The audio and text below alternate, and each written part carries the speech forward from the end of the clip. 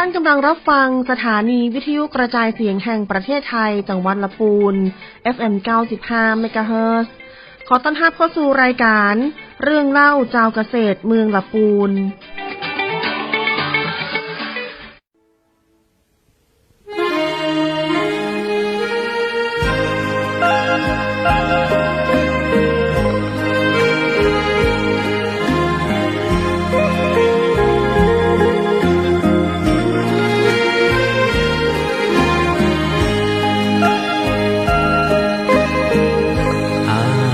จะตายเพราะความคิดถึง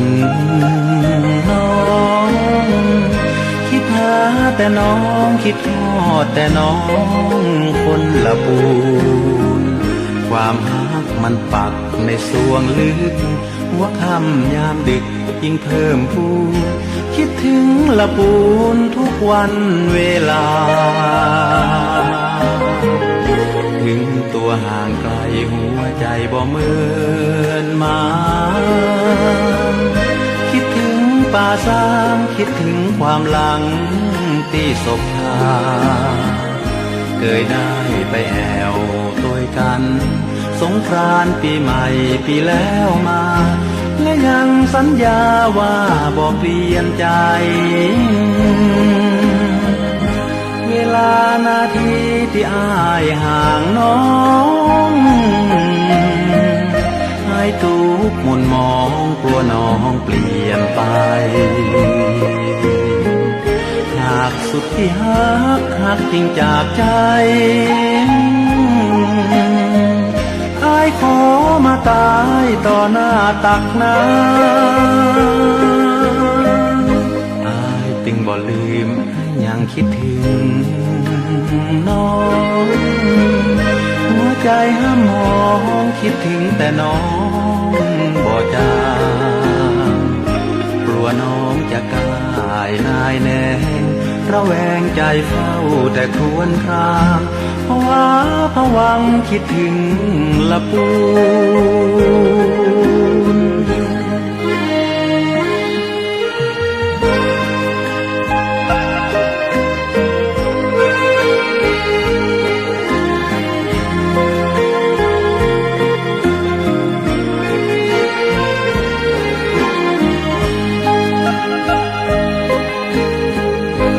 เวลานาทีที่อ้ายห่างน้องอ้ายทุกข์หม่นมองกลัวน้องเปลี่ยนไปหากสุดที่หักจริงจากใจอ้ายขอมาตายต่อหน้าตักน้ำอ้ายจึงบ่ลืมอ้ายยังคิดถึงน้องหัวใจห้ามมองคิดถึงแต่น้องบ่จางกลัวน้องจะกายนายแน่ระแวงใจเฝ้าแต่ครวญครางภาวะผวังคิดถึงลำพูน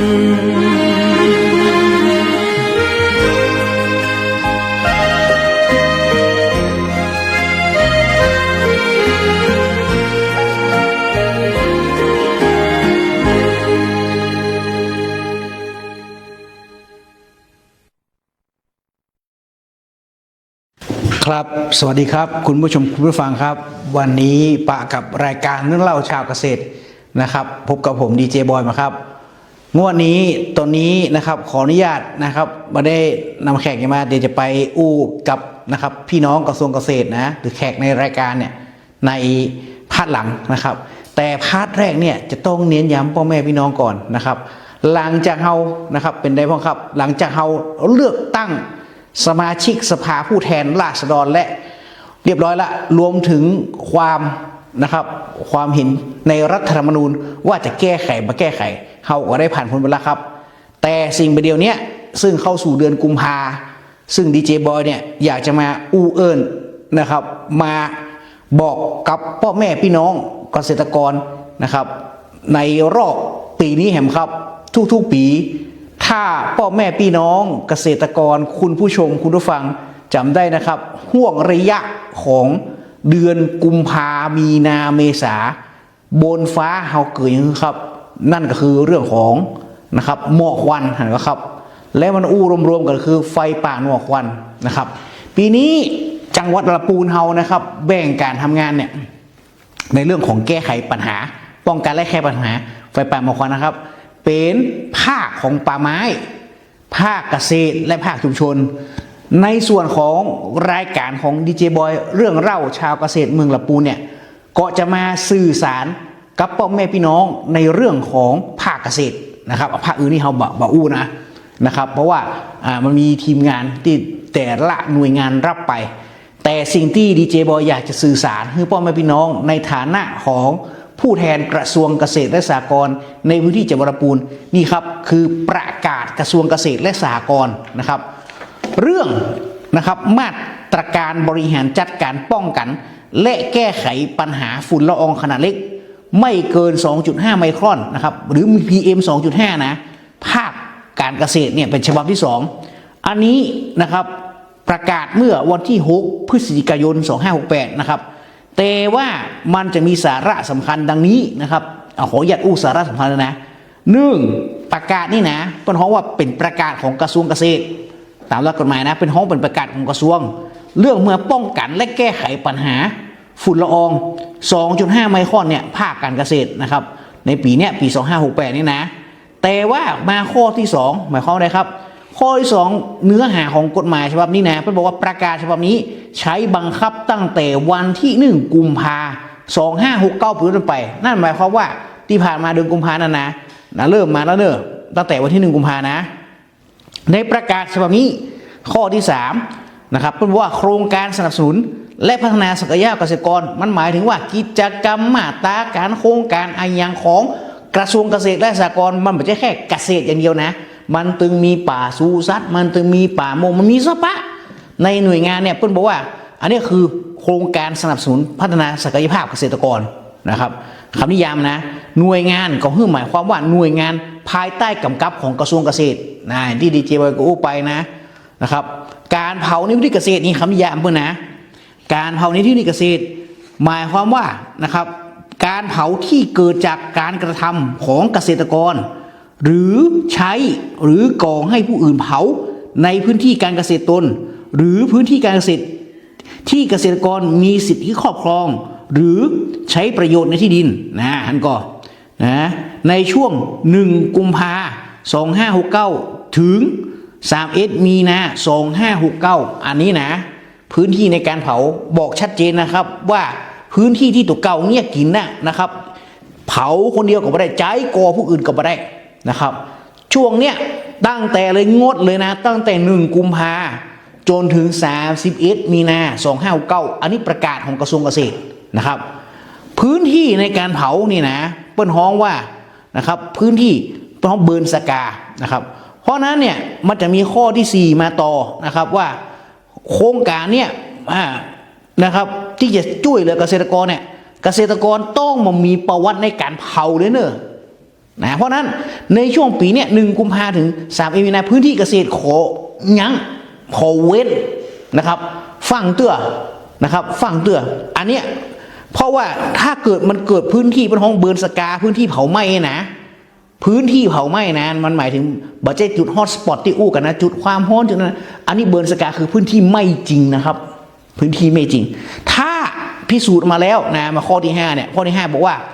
นะครับเมื่อพิสูจน์มาเป็นพื้นที่เผาไหม้ก็จะมีระบบของการตรวจสอบทั้งหมดนะซึ่งร่วมกันกับกระทรวงมหาดไทยแล้วก็ท้องถิ่นร่วมตรวจสอบว่าพื้นที่ของท่านแต่ก่อนะครับพื้นที่มันก็กลับมาคำนิยามต่อว่าเป็นคำนิยามว่าเนี่ยเป็นพื้นที่ของการเกษตรนะทุกท่านเข้าใจเนาะพื้นที่ของท่านว่าเป็นนาข้าวเป็นสวนลำไยอันนี้ที่ท่านใจทำมาหากินเนี่ยแหละนะครับเพราะนั้นมันมีแหล่งเผาไหม้มาปุ๊บในพื้นที่ท่านนะครับบอกว่าท่านจะเป็นคนทำเองหรือผู้อื่นใจผู้อื่นเนี่ยนะครับอันนี้มาได้แต่ใดๆเนี่ยมันก็ต้องมาอู้กันต่อว่าพิสูจน์กันมาว่าใครเป็นคนทำนะครับแต่พื้นที่ของท่านเนี่ยเปิ้ลสันนิษฐานไว้ก่อนว่าท่านนะครับสันนิษฐานไว้ก่อนว่าแต่ข้อที่5เนี่ยเปิ้ลว่าคือร่วมตรวจสอบนะในประกาศฉบับนี้นะ อันต่อมาครับข้อที่6เนี่ยนะหน่วยงานที่มีการดำเนินโครงการนะครับและพัฒนาศักยภาพเกษตรกรกำหนดคุณสมบัตินะครับโดยต้องไม่เป็นผู้มีประวัติการเผาในพื้นที่เกษตรหากเกษตรกรที่ประสงค์จะเข้าร่วมโครงการมีประวัติพื้นเผาในพื้นที่การเกษตรให้ถือว่าขาดคุณสมบัติและให้หน่วยงานแจ้งผลการพิจารณาให้แก่เกษตรกรนะรายดังกล่าวทราบด้วยเห็นไหมครับเพราะนั้นเนี่ยถ้าตรวจสอบมาเสร็จปุ๊บท่านมีประวัติละหน่วยต่างๆมาพิสูจน์กันละพิสูจน์เสร็จปุ๊บต้องแจ้งให้ท่านทราบตัวแต่ที่หูมาละปูนเฮายังไม่มีนะครับในพื้นที่เกษตรยังนะครับ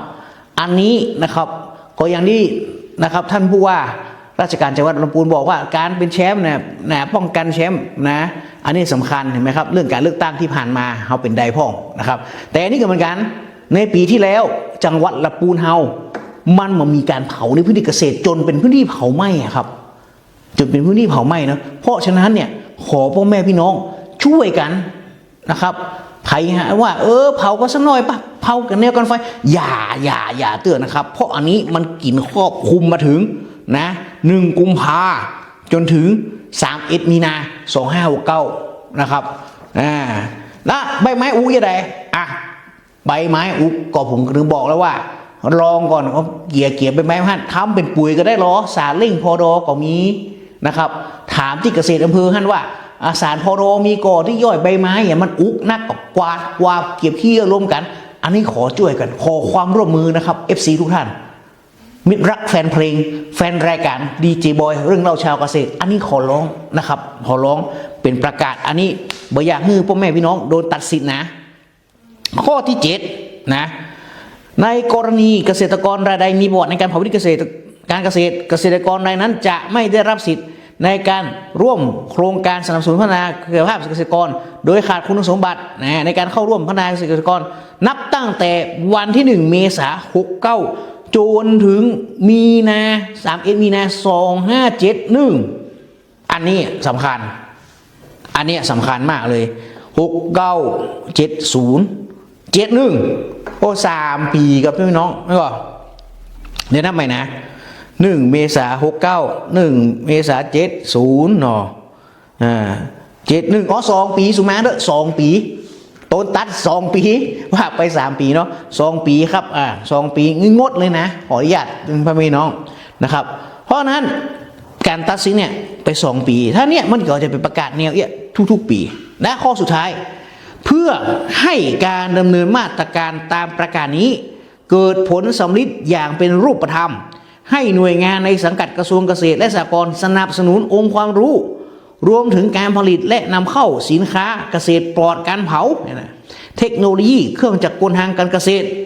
ตลอดจนแนวทางบริหารจัดการวัสดุที่เหลือใช้ทางการเกษตรที่เหมาะสมรวมทั้งส่งเสริมการรวมกลุ่มและสร้างแรงจูงใจด้านเศรษฐกิจเพื่อช่วยเหลือเกษตรกรในการลดและเลิกเผาในพื้นที่เกษตรประกาศณวันที่5 พฤศจิกายน 2568ร้อยเอกธรรมนัสพรหมเผ่ารัฐมนตรีว่าการกระทรวงเกษตรและสหกรณ์เห็นไหมครับเพราะนั้นเนี่ยนอกจากท่านบอกละว่าเนี่ยยังละตั้งแต่1 กุมภาจนถึง31 มีนาเรื่องของบริหารว่าจะเยอะจะได้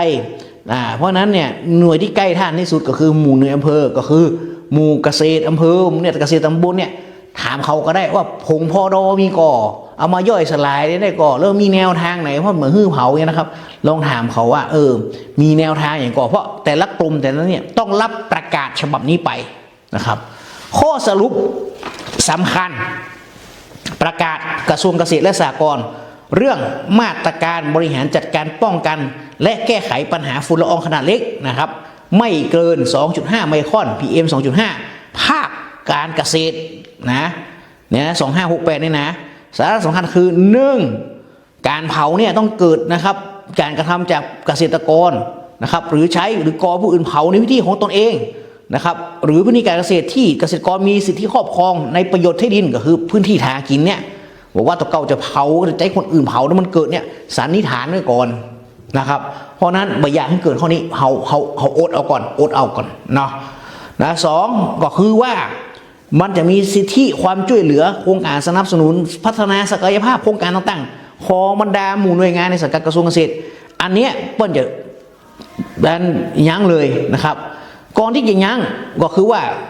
เกษตรกรยึดอิงประกาศนี้เลยว่าถ้าเฮาเผาแล้วเปิ้ลพิสูจน์มาแล้วว่ามันเป็นของตัวเก่าเฮาต้องยอมรับเพราะเปิ้ลเป็นอย่างนี้สื่อแจ้งครับนะครับรับทราบนะครับว่าเป็นอีแล้วยั้งฮือความช่วยเหลือโครงการเนี้ยนะครับตั้งแต่วันที่1 เมษายน 2569จนถึง31 มีนาคม 2571เป็นระยะเวลา2 ปีเพราะฉะนั้นครับพ่อแม่พี่น้องครับเพื่อชีวิตเราเพื่อลมหายใจของเราเพื่อลมหายใจของสังคมยังเผากันนะครับครับกรรมเดียวเฮาไปพอนะครับอาชีพที่จะมาในฤดูแล้งนะครับซึ่งเนี้ยเฮาไปยุ่งกับพืชก็ได้มาดูเรื่องเกี่ยวกับการเลี้ยงสัตว์น้ำเดี๋ยวหาปลาไปแอลตี้ศูนย์วิจัยและพัฒนาประมงน้ำจืดนะครับตัวละปูนพักสกรรมครับ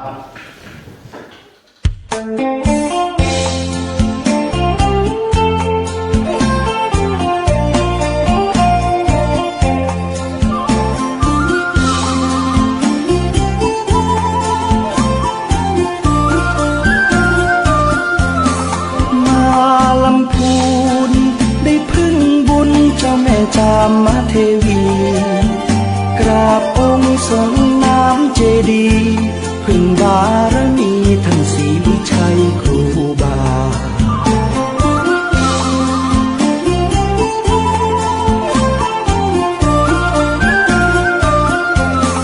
อำเภอเมืองรุ่งเรืองการพัฒนาเกษตรกรรมอุตสาหกรรมนำพาส่งเสริมประชาให้อยู่ดีมีกิน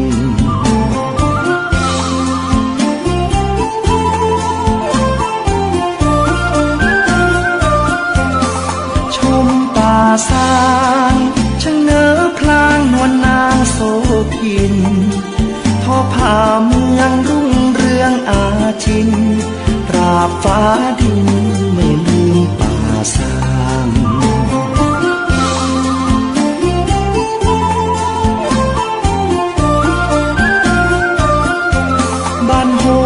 เจริญเพลิดเพลินแมกไม้ริมทางปลูกกระเทียมกะหล่ำปลีมีสตังค์น่ารักจังหน้ามนต์คนบ้านเฮา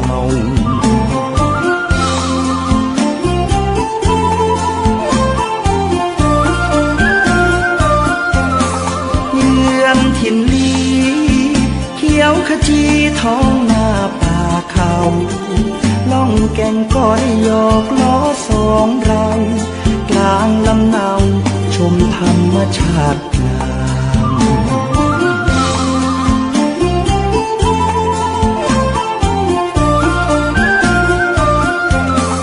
ทุ่งหัวช้าง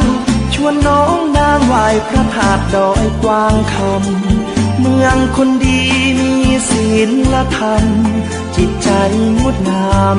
พี่น้องลายดอย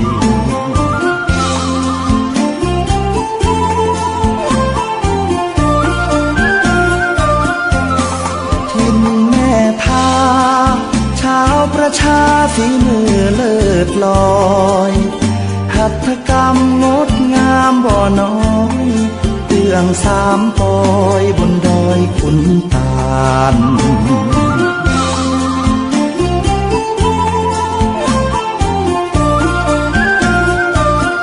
บ้านที่เมืองทองคนลือคนยองนวลน้องผ่องพันงามอนงลอยกระทงสงกรานต์สืบทอดลูกหลานมานานหลายปี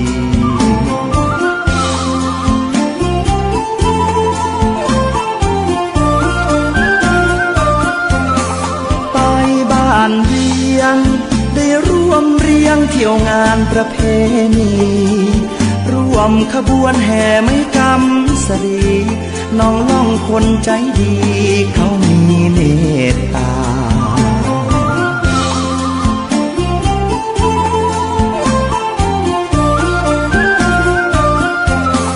ภูมิแผ่นดินนวมินทร์มหาราชาค คนลำพูนเทิดทูนศรัทธาสืบสานมาชั่วฟ้าดินถิ่นงาม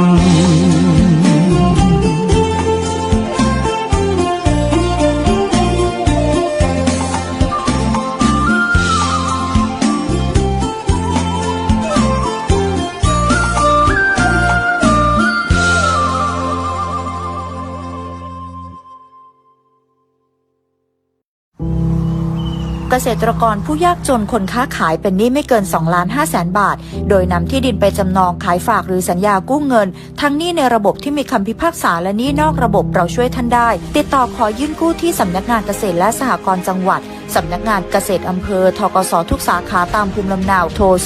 02-280-7750 ดอกน้อยผ่อนนานสงวนที่ดินกองทุนหมุนเวียนเพื่อการกู้ยืมแก่เกษตรกรและผู้ยากจนสำนักงานปลัดกระทรวงเกษตรและสหกรณ์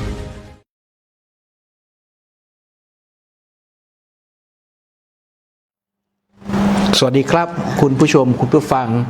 รายการเรื่องเล่าชาวเกษตรครับปะกับผมแล้วนะครับดีเจบอยนะครับใน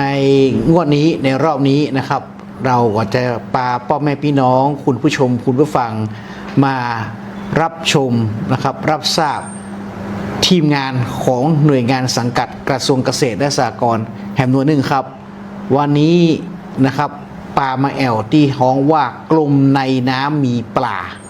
นะครับไปอื่นมาได้นอกจากกรมประมงนะครับหลายๆท่านนึกถึงตีประมงจังหวัดนะครับติดนะครับอำเภอเมืองท่านแต่วันนี้แหมหน่วยหนึ่งครับที่สังกัดกรมประมงและเราจะคุ้นเคยกันว่าประมงห้วยมาโก้งวันนี้เขาปะกับพี่น้องเขาครับสวัสดีครับสวัสดีค่ะแนะนำชื่อให้แก่คุณผู้ชมคุณผู้ฟังหน่อยครับค่ะนางปิยดาพมรชัยสกุลนะคะเจ้าพนักงานประมงชำนาญงานค่ะครับชื่อเล่นชื่อตองค่ะครับประมงตองนะครับตองครับถามหน่อยหนึ่งค่ะประมงแห่งนี้ชื่อเต็มๆว่าอะไรครับศูนย์วิจัยและพัฒนาประมงน้ำจืดลำพูนค่ะครับทำหน้าที่ก็จะมีการเพาะพันธุ์ปลาเนาะเพาะพันธุ์ปลาในที่นี้ก็คือว่าทั้งแจกและขายค่ะสามารถเข้ามาซื้อได้นะคะแล้วก็เราจะมีอีกส่วนหนึ่งที่เราจะไปแจกตามแหล่งน้ำธรรมชาติในจังหวัดลำพูนนี้ค่ะครับที่เห็นอยู่เนี่ยสำนักงานประมงจังหวัดเนี่ยส่วนมากเวลาเขารับเรื่องมาเขาก็จะมาขอใช่ค่ะเขาก็จะส่งต่อมาให้ที่ศูนย์นี้นะครับค่ะศูนย์นี้ก็คือมีเป็นแหล่งเพาะเลี้ยงค่ะตอนนี้มีอะไรบ้างที่เพาะเลี้ยงตอนนี้จะมีที่มีจำหน่ายนะคะก็จะมีปลานิลนะคะแล้วก็จะมีที่เพาะเอาไว้ก็จะเป็นตะเพียนยี่โศกกบเนี่ยค่ะแต่พวกอย่างหลังนี่คือเราจะเอาไปผลิตเป็นปลาในโครงการนะคะเลยจะยังไม่ค่อยได้มีจำหน่ายอะค่ะคืออู้ง่ายๆว่าตรงเนี้ยเป็นศูนย์แห่งการเพาะเลี้ยงแต่ว่าสำนักงานประมงจังหวัดตรงนู้นเป็นหน้าที่ของหน่วยการส่งเสริมใช่อันนี้คืออยู่ในบริเวณนี้ก็คือว่า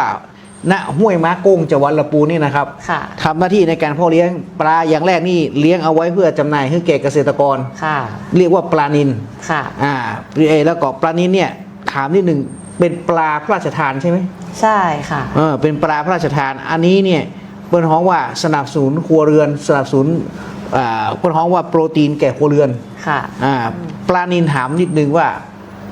จำหน่ายเนี่ยลูกมันตัวละกี่บาทจะมีขนาด 3-5 เซนตัวละ50สตางค์ค่ะแล้วก็ 5-7 เซนตัวละ80สตางค์ค่ะครับอันนี้คือด้วยจำหน่ายค่ะจะจำหน่ายนะครับอันนี้ก็คือเวลาปกติการซื้อเนี่ยต้องซื้อกี่ร้อยตัวขึ้นไปไม่มีขั้นต่ำค่ะแล้วก็ไม่ได้มีสูงสุดอะไรเนาะแล้วแต่รอบแล้วแต่ว่าถ้ามาแล้วยังไม่หมดก็ได้เลยค่ะแต่ว่านิดนึงตอนนี้คือเราจะไม่รับเงินสดนะคะถ้าเวลาซื้อจะให้เป็นสแกนอย่างเดียวค่ะครับถ้าเวลามาซื้อให้เอาโทรศัพท์มาด้วยเนาะครับเพราะฉะนั้นคุณผู้ชมคุณผู้ฟังครับประมงที่ห้วยมาโก้งนี่นะครับเขาไม่รับเงินสดนะครับเพราะฉะนั้นคุณผู้ชมคุณผู้ฟังเตรียมนะครับโทรศัพท์มือถือที่มีแอปพลิเคชันใช่นะครับที่เป็นแอปพลิเคชันในของท่านไม่ว่าจะเป็นเป๋าตังค์แบงก์ต่างๆแอปพลิเคชันของแบงก์ต่างๆเอามาสแกนจ่ายขั้นต่ำนี่ไม่มีนะไม่มีค่ะไม่มีนะครับเพราะนั้นก็มาอันนี้มาซื้อได้นี่เฉพาะซื้อนะต่อมาเนี่ยไอ้แจกเนี่ยมันเป็นยังไงที่มันสนับสนุนกันมา ถ้าที่แจกนี้จะต้องเป็นของสาธารณะนะคะ ถ้าเป็นของส่วนตัวเราจะไม่ได้แจก เอ้านี่อย่างงานมาได้อะครับ ถ้าส่วนตัวต้องซื้อเอาเนาะ ต้องซื้อเอา ค่ะจะ แต่ แจกแต่สาธารณะ สาธารณะ ของหมู่บ้านของโรงเรียนอะไรเงี้ยค่ะ อันนี้หมายความว่าถ้าหมู่บ้านใด มีหนองน้ำ มีหนองน้ ค่ะใช่ ำสาธารณะโรง ก็ เรียน ให้พ่อหลวงทำหนังสือเข้ามา อ๋อ หรือเป็นโรงเรียนมีบ่อแล้วก็ทำหนังสือเข้ามาได้ค่ะ ทำหนังสือเข้ามาได้ อันนี้ ค่ะ มีอะไรพ่องมีตะเพียน ตะเพียนยี่โศกปลานิลเงี้ยค่ะ ยีสกปลานินที่ขายไปใช่ไหม ก็มีทั้งแจกทั้งขายด้วย อ๋อแล้วเมื่อกี้ตะกี้ว่าบอกมีกบด้วย กบก็มีค่ะ แต่ว่าช่วงนี้จะยังไม่มีจะเริ่มพฤษภาอะไรเงี้ยค่ะ เริ่มเข้า แล้วแต่ฤดูกาลนะคะ หน้าฝน ใช่ใช่ เริ่มเข้าหน้าก ฝ บ น จะร้อนหน้าฝนถึงจะเริ่มเพาะค่ะ ครับผมเอาละครับ เดี๋ยวอย่าเพิ่งหมุนคลื่นไปไหนนะครับ เดี๋ยวพักฟังเพลงกันสักกรรม เดี๋ยวเรามาศึกษาอู้กันถึงปลาแต่ละชนิดทำยังไงให้มันใหญ่ครับ เดี๋ยวพักกันสักครู่ครับ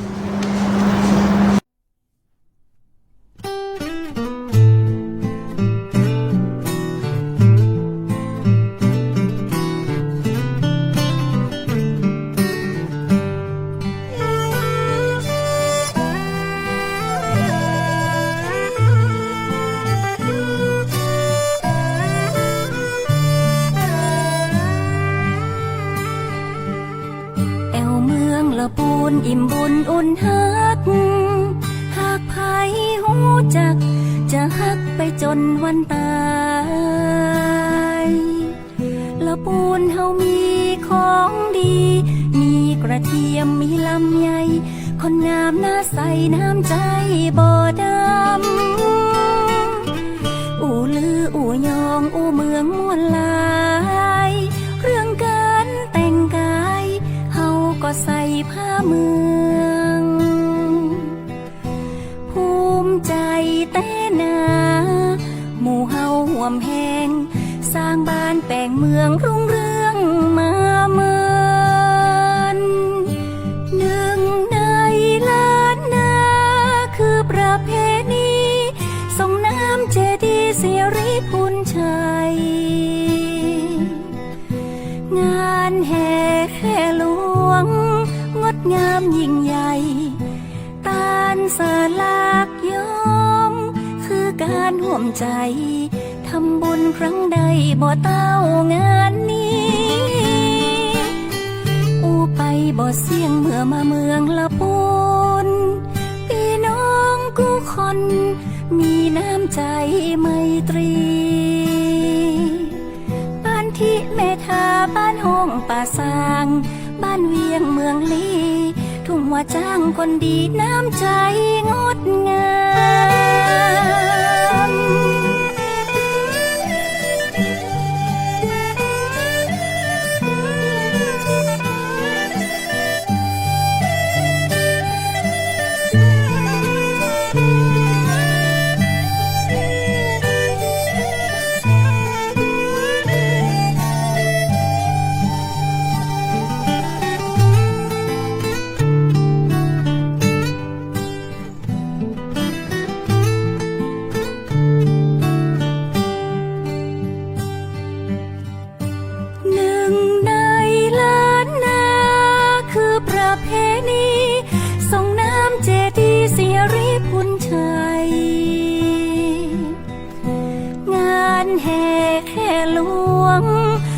งามยิ่งใหญ่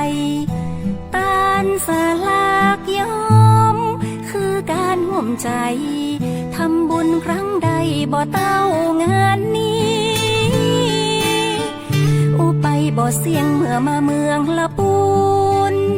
พี่น้องกู้คนมีน้ำใจไมตรีบ้านทิเมธาบ้านห้องป่าสางบ้านเวียงเมืองลีทุ่งหัวจ้างคนดีน้ำใจงดงาม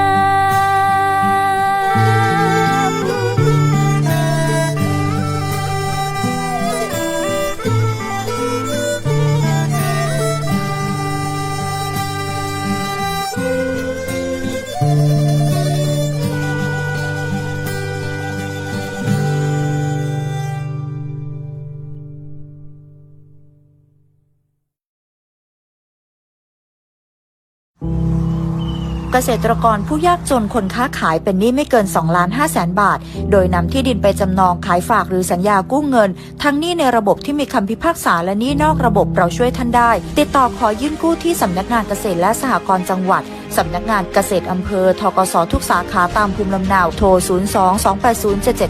02-280-7750 ดอกน้อยผ่อนนานสงวนที่ดินกองทุนหมุนเวียนเพื่อการกู้ยืมแก่เกษตรกรและผู้ยากจนสำนักงานปลัดกระทรวงเกษตรและสหกรณ์สำนักงานกองทุนฟื้นฟูและพัฒนาเกษตรกรหนึ่งในองค์กรสนับสนุนความมั่นคงทางด้านอาชีพเกษตรกรรมเน้นการมีส่วนร่วมแก้ไขปัญหาภายใต้วัตถุประสงค์ดูแลฟื้นฟูอาชีพและจัดการปัญหาหนี้สินเกษตรกรดังนั้นสำนักงานกองทุนฟื้นฟูและพัฒนาเกษตรกรสาขาจังหวัดลำพูนขอเชิญชวนพี่น้องเกษตรกรในจังหวัดลำพูนสมัครขึ้นทะเบียนเป็นสมาชิกหรือจัดตั้งองค์กรเกษตรกรโดยมีสิทธิประโยชน์ที่จะได้รับคือ 1. องค์กรเกษตรกรมีสิทธิขอรับการฟื้นฟูและพัฒนาเกษตรกรโดยเสนอแผนหรือโครงการฟื้นฟูและพัฒนาเกษตรกร 2. สมาชิกองค์กรเกษตรกรที่เป็นหนี้ในระบบและประสงค์ขอรับการสนับสนุนจากกองทุนฟื้นฟูสามารถยื่นคำขอขึ้นทะเบียนหนี้ได้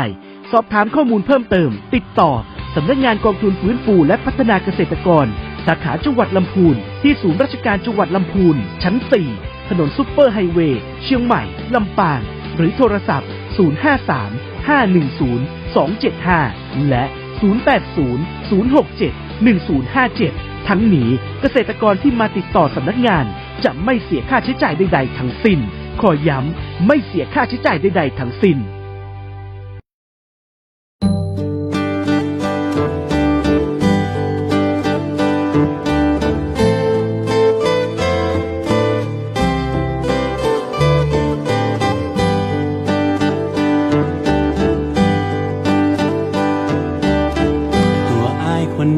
เป็นบ่าวละปูเมืองเก่าเมืองบุญเมืองอาริอุ่นใจเมืองน้ำใจเมืองลำไยสายน้ำพวงโอบไหลไปจูสายน้ำปิงอูยองบ่จางแต่อูแกว่นยังบ่มีแฟนมาควงแขนแอบยิงจะได้กลายไปลงหักน้องยิงสาวลุ่มหน้าแม่ปิงแม่ยิงสาวเวียงเชียงใหม่ทันใจอายคนนี้ที่มีหักแต่บ่เคยพันแปรไปหักสาวคนใดหักแต่น้องพอจองเป็นเจ้าของใจบ่าวเมืองลำไยใครเพียงผู้คนดีมาใจผู้แซวแอวม่วนมาได้มาเคยใจง่ายคือหายนายนี้ลูกเจ้าแม่จามมาเตวีคนนี้ขอถามน้องนางสักทีอายพอจะมีสิทธิ์ไหม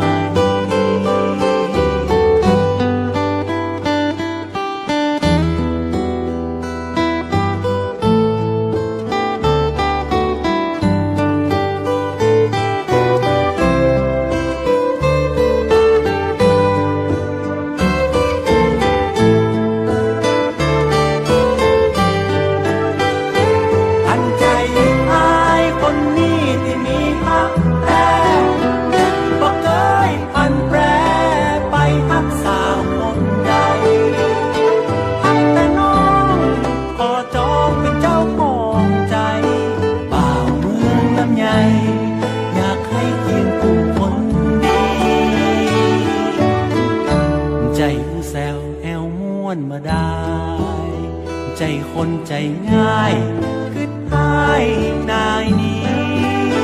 ลูกเจ้าแม่จามมาเตวีคนนี้ขอถามน้องนางสักทีอายพอจะมีสิทธิ์ไหมลู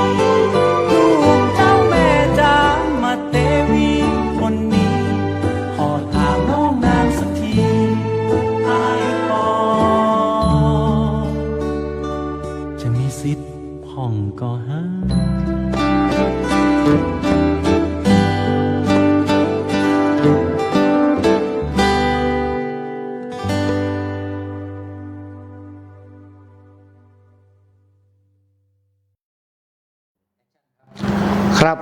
มาต่อนะครับในเรื่องของการเพาะเลี้ยงปลานะครับ โดยเฉพาะอย่างยิ่งปลานิล ค่ะ นะครับน้องตองถามนิดนึงเถอะในปลาเนี่ยหน้าร้อนกับหน้าหนาวเนี่ยมันแตกต่างกันไหมว่าหน้าหนาวมากับหน้าร้อนผลผลิตของปลาเนี่ยมันแตกต่างกันไหมฮะน้องตอง แตกต่างค่ะ มันแตกต่างกันเพราะอะไร เพราะในหน้าหนาวเนี่ยปลามันจะกินอาหารน้อยลงเนี่ยค่ะ อ่า ค่ะ จากที่เราให้วันละ5 มื้อเราก็จะเหลือ3 มื้ออะไรเงี้ยค่ะ อืม หน้าหนาวมันก็จะเป็นเหมือนฤดูจำศีลของสัตว์น้ำเนี่ยค่ะ อืม โดยเฉพาะที่ช่วงอากาศหนาวมากๆ ตอนที่เย็นๆ บางทีอาจจะไม่กินเลยก็มีอย่างเงี้ยค่ะ ไม่กินเลยก็มี ใช่ มันก็ทำให้ปลาในช่วงหน้าหนาวโตช้า ถ้าเราใส่อาหารมากเกินไปในช่วงหน้าหนาว ำมัจะเน่าเสียเงี้ยค่ะ น้ำเน่าเสีย พราะว่าปลาไม่กินใช่ นะครับ ค่ะอืม หลักการสำคัญของการเลี้ยงปลานิลเนี่ย ค่ะ นะครับซึ่งเป็นปลาพระราชทานเนี่ยมันมีหลักการสำคัญยังไงบ้างฮะในการสมมุติผมได้สมมติพี่ดีเจบอยได้ปลามาละ จ้ะ ปลานิลมาสัก100 ตัวนะ ค่ะ เอามาใส่บ่อเนี่ยในบ่อดินเนี่ยนะครับแล้วก็เลี้ยงมันเนี่ยจะต้องทำยังไงให้อาหารมันยังไงแล้วมันมีโรคอะไรที่ควรระวังบ้าง จริงๆปลานิลเป็นปลาที่เลี้ยงง่ายมากนะคะ ครับ ถ้าเราเอาลงบ่อดินไปแล้วเนี่ย แล้วก็หลักๆก็คือเราก็คอยให้อาหารเนาะ ครับ แล้วหมันสังเกตอาการเนี่ยค่ะ แล้วก็สังเกตด้วยตาของเราเลยว่า วันนี้มันว่ายน้ำผิดปกติไหม มันกินอาหารไหมอะไรเงี้ยค่ะ อืม ก็คอยสังเกตเอาอะไรอย่างเงี้ยค่ะ เป็นปลากินพืชหรือปลากินเนื้อ จริงๆปลานิลกินได้ทั้งพืชและสัตว์นะคะ กินได้ อ๋อ ทั้งสองเลย ครับผม อืม อันนี้ก็ต้องนะครับอาหารเนี่ยมันส่วนมากเขาเวลาไปซื้อนะ ค่ะ น้องตองเนาะค่อยถามปลากินพืชปลากินเนื้อ หรือกินสัตว์เนี่ย อ๋อที่นี่ขายลูกปลานิลสล็อตมีอาหารขายไหม อาหารไม่มีค่ะม่ด้ ต้องไปหาข้างนอกเอาเอง ใช่ค่ะ นะครับ ทีนี้ประเด็นสำคัญที่กรมประมงนะครับ ค่ะ โดยท่านอธิบดีน้อยหนา ค่ะ ผมจำชื่อท่านไม่ได้นะ ทิติพร ทิติพรนะครับอธิบดีทิติพรเนี่ยได้ประชาสัมพันธ์ ซึ่งปีเนี้ยมีกิจกรรมที่กรมประมงที่จะทำการประชาสัมพันธ์รณรงค์กิจกรรมเกี่ยวกับปลานิลมียังไงบ้างครับน้องตองครับ ค่ะ ปีนี้นะคะจะเป็นครบรอบปลานิลครบรอบ 60 ปีเนาะที่เราได้รับพระราชทานมาเนี่ยค่ะ ก็จะมีประกวดปลานิลค่ะ โดยเงื่อนไขก็คือว่าจะต้องน้ำหนัก 6 กิโลขึ้นไปอย่างเงี้ยค่ะ เลี้ยงในบ่อดินหรือกระชังก็ได้ แล้วก็เลี้ยงก็ต้องเป็นผู้ที่เลี้ยงปลาอย่างเงี้ยค่ะ ต้องขึ้นทะเบียนไว้เงี้ยค่ะ อือฮึ โดยจะมีประกวดในเดือนมีนาค่ะ อ่า ค่ะรางวัล 30,000 บาทค่ะ ครับผม ค่ะ อันนี้เนี่ยสนใจแล้วนะครับติดต่อได้ทั้งกรมประมงก็คือสำนักงานประมงจังหวัดเอง ได้ค่ะ ศูนย์วิจัย ได้ ก็คือหมายความว่าประกวดไซส์กัน ใช่ค่ะ 6 กิโล 6 โลขึ้นไป 6 กิโลขึ้นไปพอบอกได้ไหมว่างานนี้เนี่ยเงินรางวัลมีอะไรจูงใจให้แก่พ่อแม่พี่น้องประชาชนเกษตรกรทั่วไปไหมครับอย่ไ รางวัลที่ 1 30,000 บาทเนี่ยค่ะ รางวัลที่ แก็ หนึ่ จะ ง มีรางวัลต่อๆไปอีก อ๋อ นะคะ 30,000 บาทมีรางวัลเยอะแยะนะครับ ค่ะ ครับผมปีนี้ก็คือว่ากรมประมงเนี่ยอยากให้หมู่เฮาเนี่ยได้แสดงปะท้องว่าการเลี้ยงเนาะของปลานิลว่า6 กิโลเนี่ยจะถึงไม่ได้ไหม ได้ไหม ใช่ ใช่ ตามที่น้องตองทำงานมาเนี่ยเคยเห็นปลานิล6 กิโลครับ เห็นค่ะ แต่ว่าไม่ได้เห็นแบบที่คนเลี้ยงถึงเนาะเห็นเวลาที่เราไปตามแหล่งน้ำธรรมชาติอะไรอย่างเงี้ยค่ะ อืม จะมีค่ะ มันจะมีนะครับ ค่ะ ปลานิลนี่ปลาเลี้ยงง่ายนะครับ ใช่ เพราะว่าเวลาเราเลี้ยงเองส่วนมากเราก็จะจับขายก่อนละเนาะจะไม่ได้ให้ถึงใหญ่ขนาดนั้นอะไรเงี้ยค่ะ เพราะฉะนั้นพ่อแม่พี่น้องนะครับบางท่านเนี่ยบางทีอาจจะมีปลานิลหลงเหลือ หลงในบ่อบางทีบางคนไม่ได้จับอะไรอย่างเงี้ยแล้วไม่ได้เอาออกหมดน้ำไม่แห้งก็อาจจะมีอยู่นะคะ อันนี้ก็คืออาจจะมีสัก6 กิโลนะ ค่ะ เอามาประกวด เอามาได้เลยค่ะ เอามาประกวด อันนี้เนี่ยวิธีการนี่น่าจะซักใส่พวกถังมาหรือเปล่า ค่ะใช่ ใส่ถังมานะมาปุ๊บมาโชว์กันหน่อยว่า6 กิโลนี่ของใครจะใหญ่ก ให ว่า ญ่กว่ากัน หมายความว่าขั้นต่ำนี่6 กิโล ค่ะใช่ นะครับ ค่ะ นอกจากนั้นแล้วเนี่ยนะครับหลักการเลี้ยงปลาอื่นๆของกรมประมงเนี่ยวันนี้เนี่ยนะครับของศูนย์วิจัยเนี่ยที่ออกไปอย่างเช่นปลาเมื่อกี้นี่ปลาอะไรเหรอมีปลานอกจากปลานีแล้วมีปลาอะไรตะเพียนยี่สกเนี่ยเขาบอกก้างมันเยอะจริงไหม จริงค่ะ ตะเพียนจะเยอะกว่ายี่สกจะไม่ค่อยเยอะค่ะ ตะเพียนนี่เยอะกว่า ค่ะ ยี่สกนี่มันค่อยเยอะแต่เนื้อมันหวาน ค่ะ อันนี้เลี้ยงยากไหมครับ ไม่ยากค่ะ อ๋อ ไม่ยากเลย กิน เหมือนกัน กินพืชกินเนื้อ กินพืชสามารถเลี้ยงรวมกันได้ค่ะ ครับ มาในช่วงก่อนๆเมื่อตอนที่คุยกับผอ.พนมเทียนนะท่านผู้ในวยการท่านก่อนนะ คนก่อนนะ ท่านจะให้ความรู้เรื่องเกี่ยวกับปลาดุกปลาดุกตอนนี้ของเรานี่ไม่มีการเลี้ยงปลาดุกใช่ไหมฮะ ตอนนี้ไม่มีแล้วค่ะไม่มีพ่อแม่พันธุ์ ปลาดุกนี่เป็นปลากินเนื้อกินพืช กินเนื้อค่ะ กินเนื้อนะครับ ค่ะ พวกบิ๊กอุยอะไรพวกนี้ใช่ไหม ใช่ใช่ค่ะ ฮะแล้วท้ายมาก็คือเรื่องของกบ ค่ะ แล้วก็อึ่งเผายังมีอยู่ไหม อึ่งมีอยู่ค่ะ ตอนนี้ขายไหมหรือยังไง อึ่งไม่ได้ขายค่ะจะเพาะเอาไว้แจกอย่างเดียวเลยเนี่ย ไว้แจกอย่างเดียวเลย ใช่แล้วค่ะ นะครับ อันนี้นะครับถ้ายกเว้นปลานิลแล้วปลานิลเนี่ยเป็นเรื่องของการที่ต้องซื้อนะครับปลานิลคุณภาพดีต้องปลานิลของศูนย์วิจัยประมงน้ำจืดลำพูนนะครับเพราะฉะนั้นอันนี้มาเชิญชวนทุกท่านมาซื้อที่นี่ได้นะครับแต่ว่าถ้าท่านอยากขอรับการสนับสนุนนะครับมาทำหนังสือนะครับมาหาที่ศูนย์วิจัยหรือสำนักงานประมงจังหวัดประมงอำเภอได้ อันนี้เขามีปลาที่เราสื่อสารไปบอกพ่อแม่พี่น้องคุณผู้ชมคุณฟังแล้วนะครับเอาละครับน้องตองในโอกาสช่วงนี้น้องตองมีอะไรอยากจะสื่อสารกับพ่อแม่พี่น้องประชาชนคุณผู้ชมคุณผู้ฟังรายการเรื่องเล่าชาวเกษตรนะครับสักเล็กน้อยว่าศูนย์วิจัยเราเป็นยังไงศูนย์เขาเรียกศูนย์ชื่อเต็มเป็นยังไงนะครับอยากจะเชิญชวนให้มาซื้อปลาหรือยังไงขอเชิญน้องตองครับค่ะในส่วนของศูนย์วิจัยและพัฒนาประมงน้ำจืดลำพูนนะคะก็จะเป็นแหล่งที่ผลิตพันธุ์ปลาเนาะก็จะมีหลายชนิดนะคะถ้าประชาชนเกษตรกรที่สนใจอยากได้คำแนะนำเรื่องการเลี้ยงปลาหรือว่าเรามีบ่ออยู่แล้วอยากจะเข้ามาปรึกษาเนาะทั้งบ่อเก่าหรือบ่อใหม่หรือว่าอยากจะมาดูมาซื้อพันธุ์ปลาก็สามารถเข้ามาได้นะคะวันจันทร์ถึงวันศุกร์8:30 ถึง 4:30 นะคะก็สามารถเข้ามาขอคำแนะนำคำปรึกษาได้นะคะแล้วก็จะมีพันธุ์ปลาจำหน่ายนะคะในราคาที่ย่อมเยาวราคาเท่ากันทั่วประเทศเนาะก็จะถูกกว่าฟาร์มเอกชนข้างนอกอะไรเงี้ยค่ะโอเคครับและซื้อที่นี่มีแถมทุกถุงค่ะมีแถมค่ะเกินทุกถุงอยู่ละค่ะแน่นอนเลยโอเคนะครับก็นะครับขอเชิญชวนนะครับพันธุ์ปลาที่ดีต้องศูนย์วิจัยและพัฒนาประมงน้ำจืดลำพูนเนาะค่ะเพราะฉะนั้นในน้ำท่านมีปลาแล้วหรือยังวันนี้นะครับขออนุญาตจบรายการไปก่อนนะครับพอดีน้องตองก็ไม่ค่อยจะสบายเท่าไหร่นะครับลำพูนไม่ลำพังรวมพลังเพื่อลำพูนสวัสดีครับสวัสดีค่ะ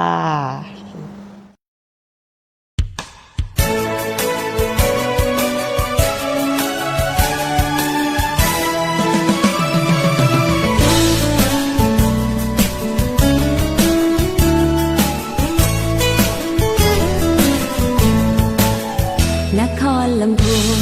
แดนดินถิ่นสวรรค์ช่างงามการทำจังนั้นดังเมืองในฝันฉันเยือนมาน้ำกวงทาลีนาทีชื่นช่ำอุราเธอทูลกราบไหว้บูชาองค์ครูบาศรีวิชัยทาริคุณชัยวิไลรุ่งเรืองป่าสร้างมีผ้าพื้นเมืองทอด้วยมือเลื่องลือไกลแม่ทากล่าวขานเรื่องการแกะสลักไม้เกษตรกรรมยิ่งใหญ่เรายกให้บรรหงมานานถิ่นอำเภอลีนั้นมีป่าไม้สมบูรณ์ทุ่งหัวช้างอบอุ่นขุนเขาศพเทิมตรึงงานวัดหลวงลำพูนทุกปีทำบุญร่วมงานนมัสการทรงน้ำพระธาตุธริพุนชัยเรื่องลือมานานเปรียบปานแผ่นดินทองงามจริงถิ่นเวียงน้องล่องทุ่งรวงทองเมื่อมองถึงใจบ้านที่ชวนฝันเปรียบดังสวรรค์อำไพเมืองนี้มีมนต์ดลให้ฉันประทับใจในลำพูน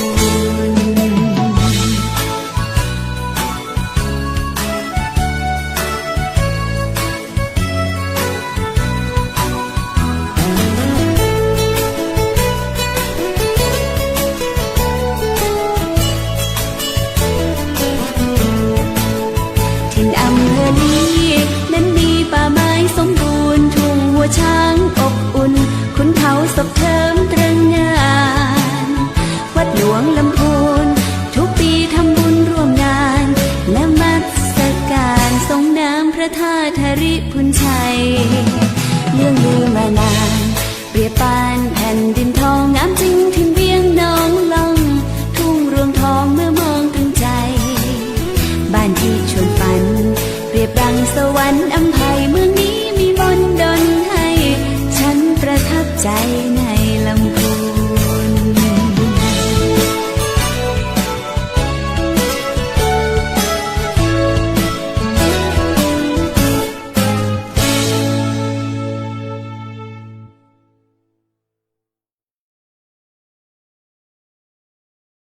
กรมประมงร่วมกับมูลนิธิชัยพัฒนา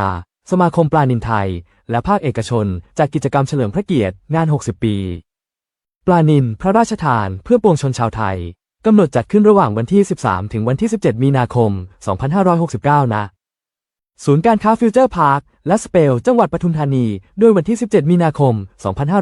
2509 พระบาทสมเด็จพระบรมชนกาธิเบศรมหาภูมิพลอดุลยเดชมหาราชบรมนาถบพิตรได้ทรงพระราชทานพันธุ์ปลานิลจากสวนจิตรลดาให้แก่กรมประมงซึ่งเป็นจุดเริ่มต้นสำคัญของการพัฒนาการเพาะเลี้ยงปลานิลในประเทศไทยจนกลายเป็นแหล่งอาหารสร้างอาชีพและสร้างความมั่นคงทางอาหารให้กับประชาชนทั่วประเทศมาจนถึงปัจจุบันนางธิติพรเหลาประเสริฐอธิบดีกรมประมงเปิดเผยว่าเนื่องในวาระครบรอบ 60 ปีแห่งการพระราชทานปลานิลโอกาสนี้กรมประมงจึงได้จัดกิจกรรมการประกวดวาดภาพระบายสีในหัวข้อมีอยู่มีกินเพราะปลานิลของพ่อเพื่อเปิดโอกาสให้เยาวชนและประชาชนทั่วไปได้ร่วมถ่ายทอดความสำนึกในพระมหากรุณาธิคุณและสืบสานพระราชดำริต่อยอดคุณค่าของปลานิลพระราชทานผ่านผลงานศิลปะอันสร้างสรรค์และการประกวดปลานิลขนาดยักษ์เพื่อส่งเสริมเกษตรกรผู้เพาะเลี้ยงปลานิลในการแสดงศักยภาพรวมถึงยกระดับการเพาะเลี้ยงปลานิลเชิงพาณิชย์ให้มีความเข้มแข็งและเติบโตอย่างยั่งยืนภายใต้งานเฉลิมพระเกียรติ 60 ปีปลานิลพระราชทานเพื่อปวงชนชาวไทยชิงถ้วยพระราชทานสมเด็จพระกนิษฐาธิราชเจ้ากรมสมเด็จพระเทพรัตนราชสุดาสยามบรมราชกุมารีและโล่รางวัลจากรัฐมนตรีว่าการกระทรวงเกษตรและสหกรณ์พร้อมเงินรางวัลอีกมากมายสำหรับการประกวดแข่งขันวาดภาพระบายสีแบ่งออกเป็น 5 ระดับได้แก่ระดับประถมศึกษาตอนต้นระดับประถมศึกษาตอนปลายระดับมัธยมศึกษาตอนต้นระดับมัธยมศึกษาตอนปลายหรือปวชและระดับประชาชนทั่วไปอายุ 18 ปีบริบูรณ์ขึ้นไปโดยรางวัลการประกวดในแต่ละระดับประกอบด้วยรางวัลชนะเลิศรับถ้วยรางวัลพระราชทานสมเด็จพระกนิษฐาธิราชเจ้ากรมสมเด็จพระเทพรัตนราชสุดาสยามบรมราชกุมารีและเงินรางวัล 10,000 บาทรางวัลรองชนะเลิศอันดับ 1รับโล่จากรัฐมนตรีว่าการกระทรวงเกษตรและสหกรณ์และเงินรางวัล 5,000 บาทรางวัลรองชนะเลิศอันดับ 2รับโล่จากปลัดกระทรวงเกษตรและสหกรณ์และเงินรางวัล 3,000 บาทรางวัลชมเชยจำนวน1รางวัลรับประกาศนียบัตรจากกรมประมงและเงินรางวัล 2,000 บาทผู้ที่สนใจสามารถส่งผลงานเข้าประกวดผ่านทางไปรษณีย์จ่าหน้าซองว่าประกวดวาดภาพระบายสีเนื่องในงาน 60 ปีปลานิลพระราชทานเพื่อปวงชนชาวไทยภายใต้หัวข้อมีอยู่มีกินเพราะปลานิลของพ่อส่งถึงกรมประมงสำนักงานเลขานุการกรมกลุ่มเทคโนโลยีโสตทัศนูปกรณ์และสื่อสิ่งพิมพ์อาคารจุฬาภรณ์ชั้น 1 เกษตรกลางถนนพหลโยธินแขวงลาดยาวเขตจตุจักรกรุงเทพมหานคร 10900พร้อมติดใบสมัครหลังภาพผลงานโดยสามารถส่งผลงานได้ตั้งแต่วันที่ 1 ถึงวันที่ 20 กุมภาพันธ์ 2569 ถือวันประทับตราไปรษณีย์ไม่เกินวันที่ 20 กุมภาพันธ์ 2569 และประกาศผลในวันที่ 3 มีนาคม 2569 ผ่านทางเว็บไซต์กรมประมงและ Facebook แฟนเพจกลุ่มเทคโนโลยีโสตทัศนูปกรณ์และสื่อสิ่งพิมพ์สอบถามรายละเอียดเพิ่มเติมได้ที่กลุ่มเทคโนโลยีโสตทัศนูปกรณ์และสื่อสิ่งพิมพ์สำนักงานเลขานุการกรมประมงเบอร์โทรศัพท์ 025798975 025798975 และสำหรับการประกวดปลานิลยักษ์มีกติกาดังนี้ 1. ต้องเป็นเกษตรไทยเลี้ยงปลาด้วยบ่อดินหรือกระชังในประเทศไทยเท่านั้น